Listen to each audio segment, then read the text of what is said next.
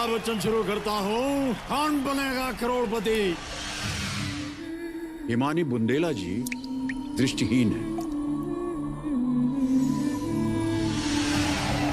15वां प्रश्न, 1 करोड़ रुपए आपकी स्क्रीन के ऊपर, ये रहा। यूं तो जिंदगी सभी काट लेते हैं यहाँ, मगर जिंदगी जियो ऐसे की मिसाल बन जाए। आपने केबीसी में 1 करोड़ तक पहुंच चुकी हैं। सबसे पहले कैसा लग रहा है, वहां तक का सफर कैसा रहा? देखिए, अमाउंट कितना भी जीता हो वो बात मैटर नहीं करती, लेकिन वहाँ जाकर जो हमको रिस्पेक्ट मिला है ना, और जो कॉन्फिडेंस बिल्डअप हुआ है, वो सबसे ज़्यादा इम्पोर्टेंट है। तो और जो फील वाली बात आप बोल रहे हैं, वो तो शायद मैं वर्ड्स में एक्सप्रेस नहीं कर सकती वहाँ क्या फील हुआ। लेकिन ये था कि हाँ, लाइफ में एक सोचा करते थे ना, एक इमेजिनेशन होता है सबका कि हमारी लाइफ में ऐसा होना चाहिए, ये दिन कभी आएगा या नहीं, वो सब कुछ। जिस तरह से आप सही तरह से नहीं देख पाती हैं, हाँ। तो वहाँ तक का जो सफ़र है, मैक्सिमम लोग नहीं सोच पाते कि हम 1 करोड़ रुपए कमाएंगे। आगे भी आप खेल रही हैं, तो क्या लग रहा है आगे कितना जीत पाएंगे आप? सर, इसके लिए तो आप 30 अगस्त जन्माष्टमी वाले दिन रात 9 बजे देखिएगा।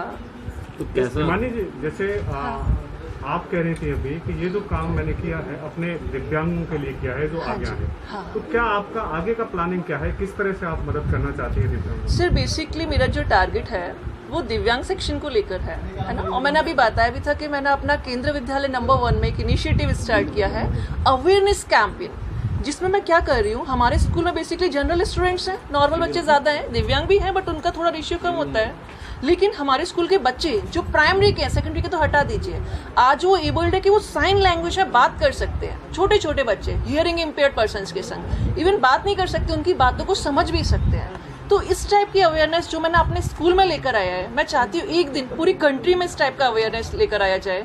सेकेंडली, मेरा प्लान है इंक्लूसिव कोचिंग खोलने का। इंक्लूसिव कोचिंग का मतलब क्या होता है?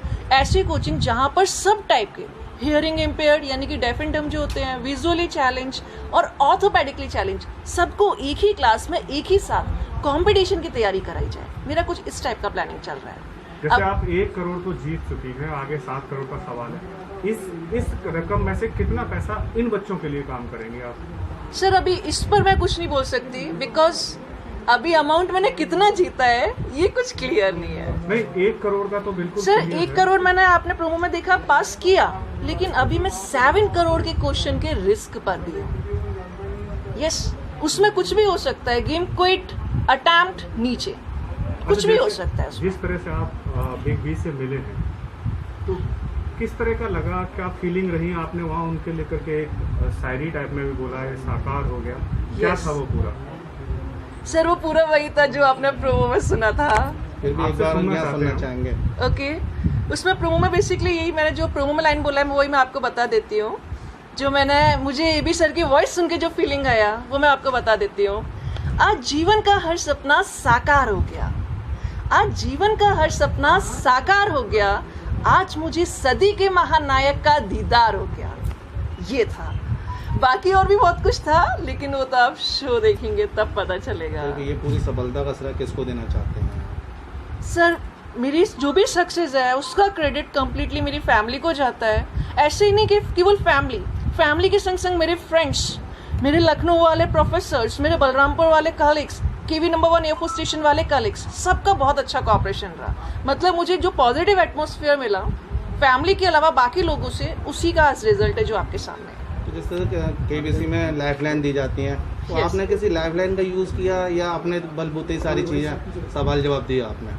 उसके लिए आपको इंतजार करना पड़ेगा मंडे का। मानी जी, जैसे आप अपनी लाइफ का, जब आपके साथ ये हादसा हुआ, उसके बाद टर्निंग पॉइंट क्या मानती हैं यहाँ तक पहुँचने में? सर, टर्निंग पॉइंट सबसे बड़ा था जिस दिन मुझे doctor Shakuntala Mishra national rehabilitation university Lucknow के बारे में पता चला।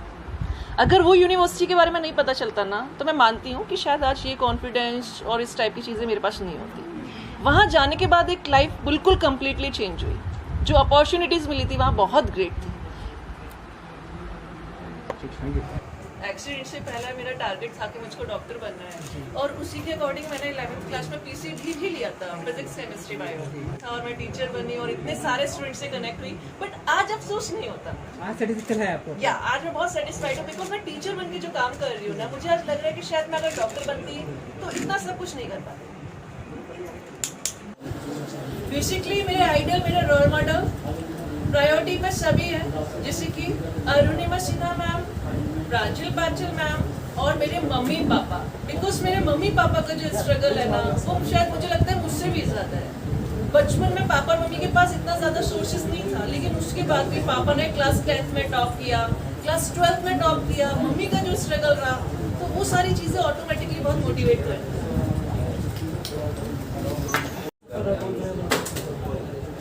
बेसिकली मेरे केबीसी का जो सफ़र है वर्ड्स में एक्सप्रेस नहीं किया जा सकता, बिकॉज वहाँ जाके जो फीलिंग थी ना, वो बस ये थी कि मम्मी पापा को जो रिस्पेक्ट मिला उसके बाद, वो मेरे लिए सबसे बड़ा।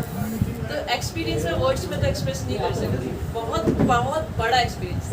अमिताभ जी से जो मीटिंग हुई इसको लेकर, अमिताभ सर से जो मीटिंग हुआ, अभी आप प्रोमो देख चुके हैं, जैसे कि अमिताभ सर मुझे लेकर भी आ रहे थे, तो उनका जो एक छवि है ना सोसाइटी में, समझ लीजिए जो हम जानते हैं उनको, उनका बॉलीवुड में जो नेम है, रियल में सर उससे भी ज़्यादा अच्छा, बहुत ज़्यादा, बहुत हम्बल, बहुत ज़्यादा डाउन टू अर्थ एकदम।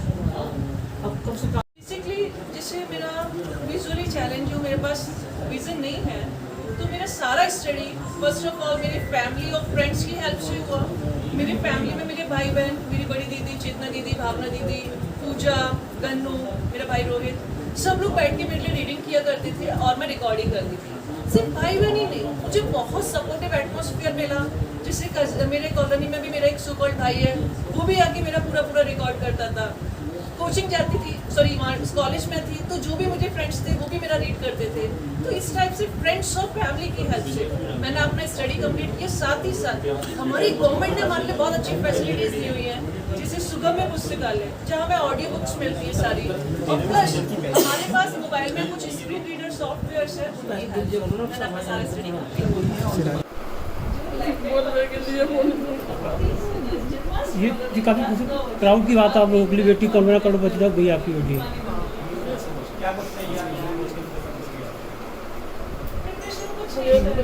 एक सपना सा लग रहा कि एक सपना है, मुझे नहीं लग रहा कि मेरी बेटी करोड़पति बन गई है, लेकिन एक सपना लग रहा है कि सपना देख रहा है।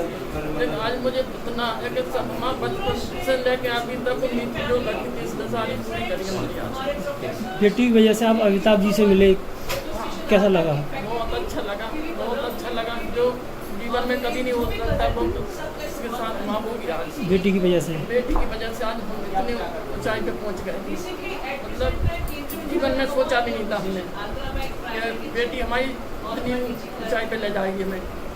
आज जो हमें बेटी पे इतना गर्व है, तो अब तक बहुत लोग ये बोलते थे 4 बेटियाँ हैं, आप हिंदी मीडियम में पढ़ाओ, इंग्लिश मीडियम में क्यों पढ़ा रहे हैं? लेकिन हमने ये कि आप अपनी सोच अपने पास रखो। हमने हर चीज़ में कमी करी, लेकिन बच्चों को पढ़ाई में कभी कमी नहीं करी। विजय बुंदेला, हिमानी बुंदेला का पापा। ये क्या कहना चाहेंगे बेटी को लेकर? जी, बेटी को लेकर क्या कहना चाहेंगे केबीसी में? हाँ, मैं अपनी बिटिया को कह के लेके यही कहना चाहूँगा कि आज बेटी वैसे हम लोगों का जो नाम रोशन हुआ, हमारा पूरे परिवार का, हम बहुत ही गौरव महसूस कर रहे हैं अपने आप को। हमें इतनी उम्मीद नहीं थी कि बेटी हमें इतने ऊंचे तक पहुँचा देंगी।